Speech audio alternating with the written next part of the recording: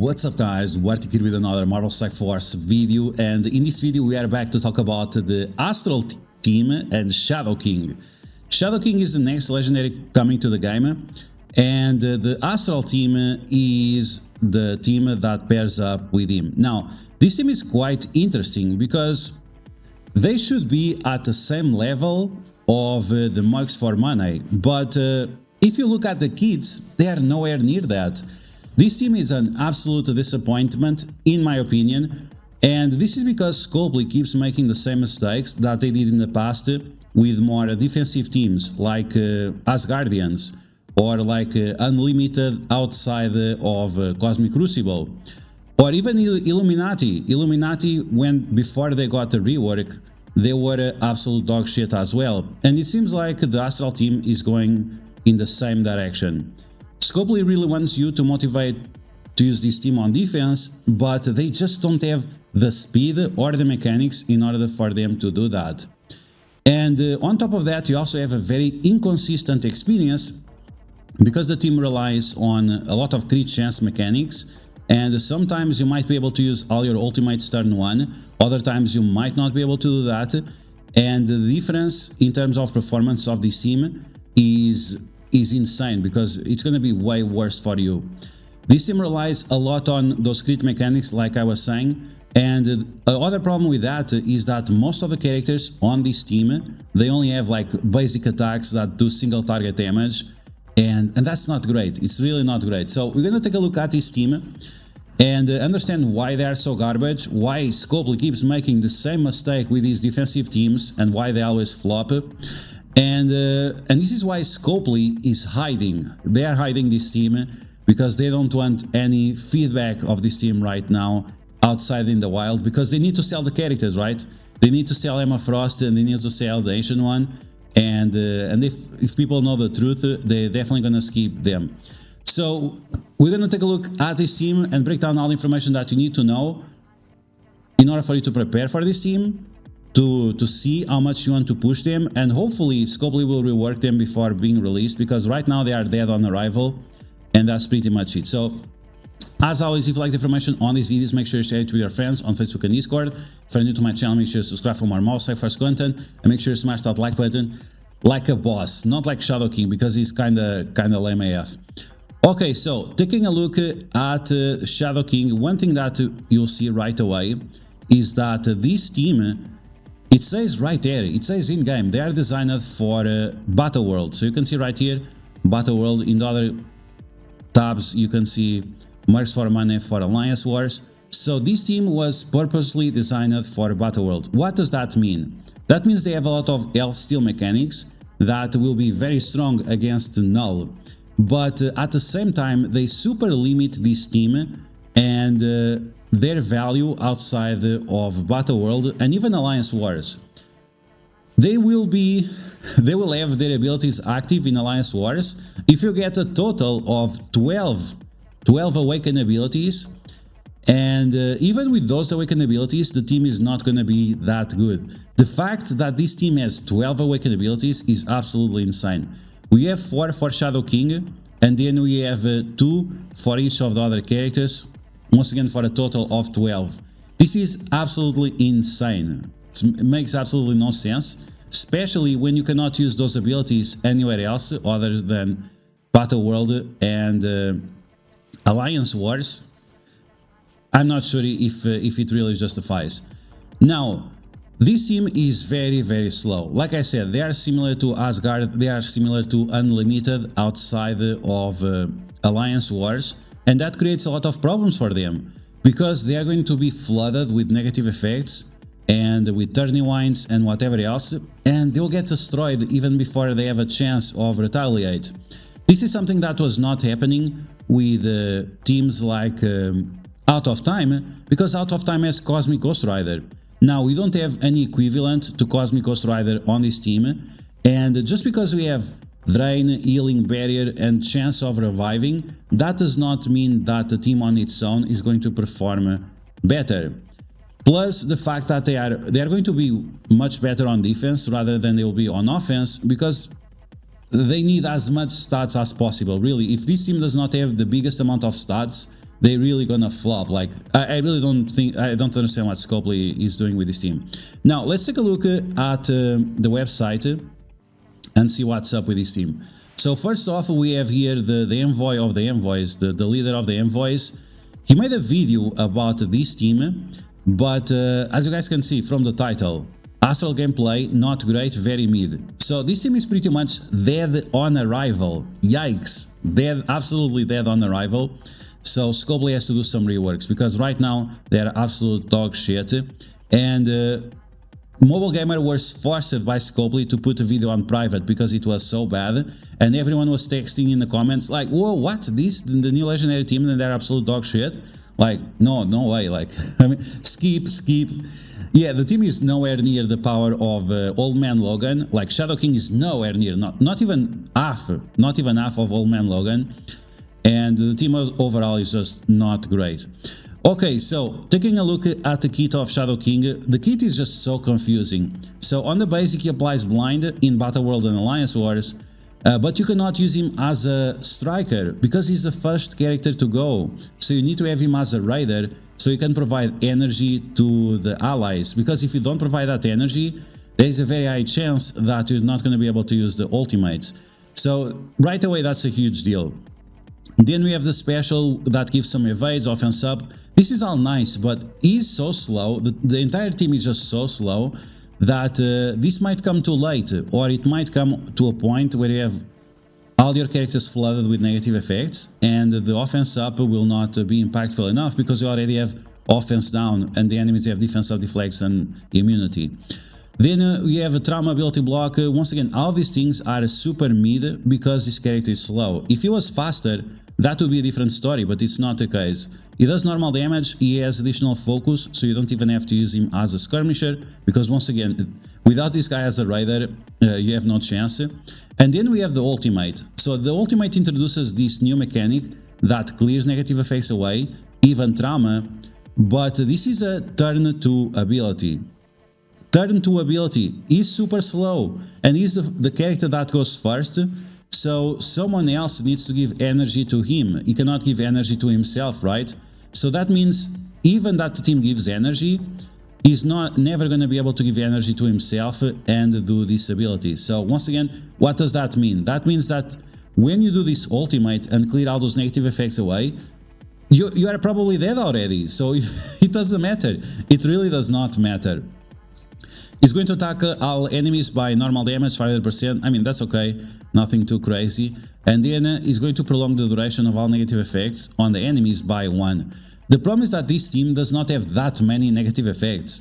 Like, they have 1 RNG stun, they have like defense down, and that's it. Like, they have nothing. What you gonna extend, bro? I guess you can extend the special, but ability block for 1 turn, you cannot even extend that ability block if the characters are fast. Like, this guy makes absolutely, like, the entire team makes no sense. Okay, so on spawn, gain possessed, and then clear possessed from all allies. And when a character uses their ultimate, or when they have their turn, I think, is going to attack a character by 300% piercing, plus 50% drain, plus health steal. Now, this is what makes this team very strong against Null. And this is a hybrid between Astral and Deadpool, something like that. And then you have this mechanic of fill the speed bar by 15%. This ability, like this increase of speed bar, we already had this on Doctor Strange. It never worked properly. It's just not impactful enough to matter. So if you think that this is going to speed up the team a lot, it's not the case. Because this only works on ally summons and ultimates. Allies and turns and ultimates, yes. So once again, because this character is the fastest character on the team, it's never going, like, it's not going to be impactful. It will be impactful for the other characters. It's just I don't know. It's just so dumb. It's not going to be impactful. We have seen this with Doctor Strange. Like Doctor Strange, it also gives speed bar. It's just not often enough. Anyway, so yeah. He's gonna give speed bar, not impactful enough, like I said. He also clears negative effects from the possessed character. Okay, I guess. This character cannot have stun and trauma if they are possessed, so that's a good thing. The problem is that you cannot control these. So when this character dies, the possessed will go for a random character. Okay, so one day the possessed might go for Doctor Strange, and then you can revive the entire team. Other times it might go for Moondragon, and then Moondragon cannot do anything. So it's just so much RNG on this team, it makes it super inconsistent. Let's move on to the Ancient One. So Ancient One, she attacks multiple targets with all of her abilities. She gives counters, she gives speed up. She's the second character on the team. And if you have these guys on defense, you might not even be able to do the special, because imagine if Shadow King critted, then she's going to do the ultimate rather than the special, and if that happens, well, then the team is even worse. The absolute worst. Like, they want us to use this team on defense, but they made it absolute dog shit on defense. The ultimate applies a stun to the most injured enemy. Why would I want to apply stun to the most injured enemy? I want the most injured enemy to die. I don't want to stun him. Reduce the speed bar and stun on the most injured enemy. That's so stupid. Why would I do that? If he's the most injured enemy, there is very high chance that he's going to die. On top of that, this is a rebound chain. So sometimes you might attack in the middle and it goes to the left, other times it goes to the right, other times it just stays in the center. So it's super inconsistent, and you never know for sure which character you are going to stun. Like, this is absolutely ridiculous, absolutely dog shit, but that's what we have. On the passive, we have some interesting stuff, but I don't think it gets anywhere super crazy, because once again the team is just way too slow. On her own turn, flip heal block. Okay, so I mean, she's the second fastest character on the team. They might have heal block or they might not have heal block, but on the second turn the team might be already dead already, so that's not good. Then Astral characters on crit will give ability energy. Once again, because the team is so inconsistent if they have the speed up or not, because they are so inconsistent on who goes faster, right? Because you have your characters to crit and you don't have that many characters that crit, then you might not even have access to this ability energy. So once again, this is absolutely ridiculous. It would make sense if this character was the fastest character on the team. If that would be the case, okay, maybe it makes sense. But like this, it makes absolutely no sense. Then we have in Battle World and Alliance Wars, if you have all the Awakened abilities, characters cannot spawn with taunt, but you need 3 or more Astral. So this is extremely limiting already. On spawn, apply Safeguard to self and now Astral, and then extend it by 1 for all positive effects. This will include the defense sub from Emma Frost, but nothing too crazy. While this character has counter, reduce the crit chance of the enemies by 50. I guess this will be useful against X Factor or something. Sounds pretty ridiculous. Then Ancient One will have 100% crit counter attack chance, and then additional crit damage. I mean, the kit is all over the place. Like, this makes absolutely no sense. Once again, because you get this RNG energy, the fact that sometimes she will do the special, other times she will do the ultimate, this will greatly compromise your team. Whether it is on defense, whether it is on offense. Oh, on offense it's actually going to be better, right? Because you can decide to do the special. But on defense is definitely not the case. So this is absolute dog shit. Ancient One is the most interesting character on this team, let's be honest. But both Shadow King and Emma Frost are absolute trash. Speaking of Emma Frost, man, like, they made her look amazing. Like, she really looks amazing, but damn, her kit is garbage. Like, she looks amazing in game, let's be honest. She has all the personalities that she needs to sell, but this character is dog shit when it comes into the kit. Okay, so basic attack gives regen. Okay. By the way, she's a support, by the way. She's a support. We have 3 or 4 support characters on this team. It's crazy. So she's a support character, she gives regen, she does single target damage on the basic. No mind control, no head steal, no nothing. It's absolutely insane. Then on the special, she's super slow, by the way. She's going to apply ability block for 1 turn. But she is like the last character on the team to take a turn. So, I mean, yeah, you're gonna apply ability block when your enemies have like immunity, safeguard, and evades and whatever. Like, it makes no sense, right? It makes no sense that you're going to apply ability block so late in the match when all your enemy characters are buffed. She's going to mind control the damage, the character with highest damage to attack primary target. she's going to increase the damage and then apply offense down. Okay, I guess that's nice. Defense up for self and allies, so it can be Astral or not. And then in Alliance Wars and Battle World, you're gonna give barrier to Astral and X-Men? What? Okay, I guess that makes sense. Now we have the ultimate. Attacks primary target and steals a little bit of health, 10%, not crazy. Then copy and clear all negative effects from the all Astral, all X-Men, and then throw them to the primary target. Where have seen this kit before? Let me guess. Let me check out. So X-Men, we're gonna filter by X-Men. Can we do it, please? We're gonna filter by X-Men, and which X-Men character does the same thing? Wow, damn, that looks way too similar. That looks a little bit way too similar. I'm not sure what's going on here, but Scopely got inspired somewhere else for sure. But yeah, so yeah, Emma Frost, she's kind of copying the kit of Phoenix, which is controversial for sure. Okay, so single target damage, L steal, copies and clears all negative effects, throws the negative effects to the primary target. Then she's going to mind control primary target and resistant targets. Now this ability can be interesting. And once again, if you crit with Shadow King, if you crit with Ancient One, if you can use this ability turn 1, that might be interesting. But once again, it's RNG. If you're facing a team with a lot of deflects and you cannot crit, or if you're doing mirror match, then you cannot even activate any of these. So that's absolute dog shit.